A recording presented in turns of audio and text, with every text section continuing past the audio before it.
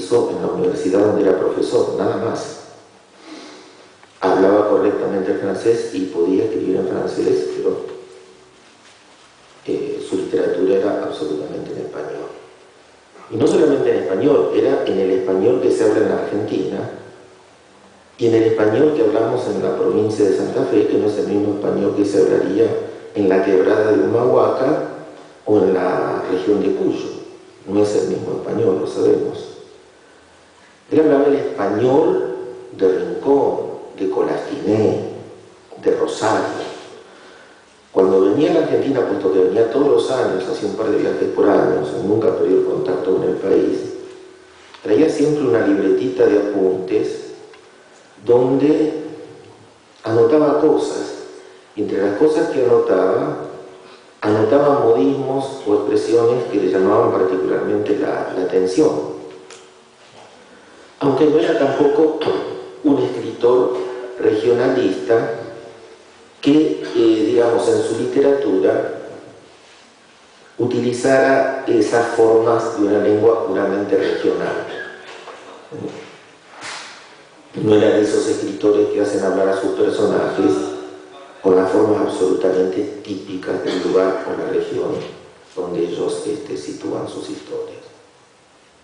Pero sí le interesaban los modismos, o más que los modismos, yo diría, le interesaba el tono de la lengua española que se habla, ¿no es cierto?, digamos así, en esta parte de la provincia de Santa Fe, el tono. Entonces, hay una anécdota que describe esta situación de una manera muy interesante. En un viaje que hizo Juan José Saer a la Argentina, un periodista del diario Clarín le hizo un extenso reportaje que ocupó 2 páginas del diario, donde le preguntaba por su obra, por la literatura, por su literatura, por lo que él opinaba de la literatura argentina, de la literatura europea contemporánea, toda una serie de cuestiones por el estilo. Y finalmente, la última pregunta era acerca de si alguna vez había intentado o había considerado la posibilidad de escribir literatura en francés. Entonces la respuesta de Saer, cáustica, concreta, puntual, como eran todas las respuestas de Saer, fue esta: ¿cómo voy a escribir en francés si yo nací en Serodino? Fabuloso. ¿Cómo voy a escribir en francés si nací en Serodino? Bueno, y eso fue una respuesta magistral, como diciendo, ¿cómo voy a impostar semejante cosa? Sería una estupidez. Yo hablo como un tipo que nació en Serodino. Y eso, bueno, describe absolutamente lo que es Saer, ¿verdad? Y por supuesto lo que es su literatura.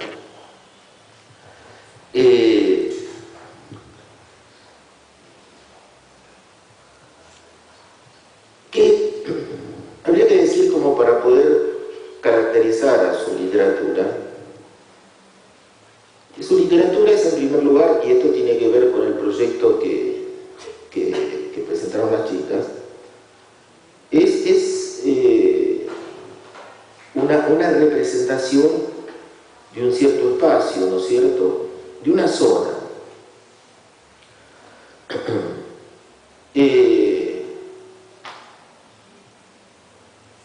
Ahora, lo primero que podríamos decir que, bueno, que esa zona tiene una delimitación muy precisa. Comprende básicamente la ciudad de Santa Fe, la costa de Santa Fe, comprende también ciertas zonas rurales alrededor de la ciudad de Santa Fe, y casi como una extensión de Santa Fe, insisto, casi como una extensión de Santa Fe, la ciudad de París, ¿no? Puesto que todos los relatos de Saer transcurren entre Santa Fe y París. Y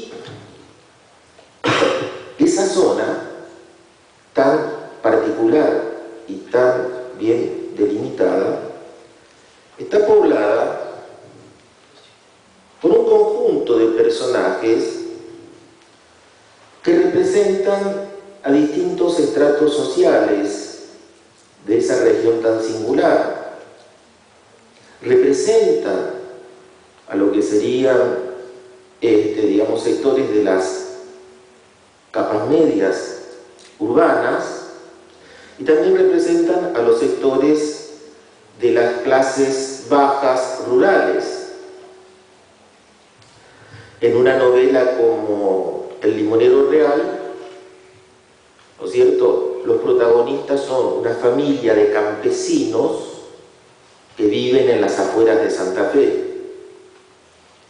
que,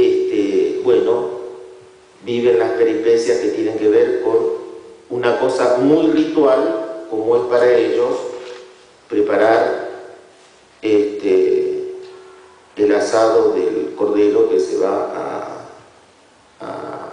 a preparar para la fiesta de Navidad. Pero bueno, hacer un cordero asado tiene connotaciones absolutamente bíblicas en este caso.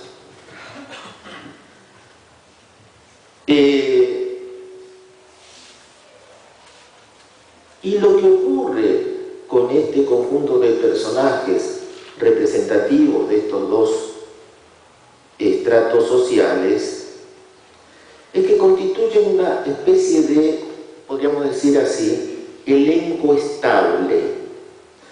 ¿Qué quiero decir con elenco estable? Quiero decir que son un conjunto de personajes que van a aparecer en todos los relatos de Saer, variando su importancia o su lugar dentro del proscenio. En algunos relatos, algunos de ellos van a ocupar el lugar preponderante y los otros van a estar como acompañantes secundarios. En otros casos va a ser al revés. Así aparecen en este universo dos hermanos mellizos que están siempre, los hermanos Garay, Pichón y el gato, una mujer, Elisa, que es la novia de Pichón o del gato, del gato, del Barco, el pintor, Washington Noriega, el mayor traductor, Adelina Flores, o por ejemplo los personajes de la novela glosa, el matemático y Ángel Leto, que aparecen también, sobre todo Leto, en otras novelas.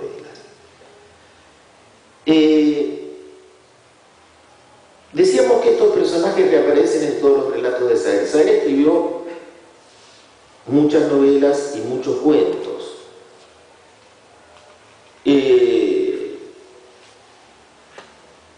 Habíamos mencionado El limonero real. Sus primeras obras son En la zona, Palo y hueso. Hay un libro de cuentos fundamental del año 67, más o menos 66-67, que es Unidad de lugar. Es un libro fundamental porque ahí, para mí al menos, se consolida la narrativa de Saer, digamos, toma su configuración definitiva. Ahí aparece ya el Saer definitivo. Un libro de cuentos como La Mayor, y luego hay novelas como Nadie nada nunca, El entenado, Lo imborrable, La ocasión, y así siguiendo, ¿no es cierto?, hasta llegar a la última novela, que es La Grande. Ahora, todas estas novelas y todos estos cuentos constituyen una especie de saga. Todas se relacionan entre sí. Son como una especie de inmenso collar que se va articulando en sus distintas partes, ¿no? Y esto incluso sigue casi el modelo de Balzac, Saer, ¿no? Es como la comedia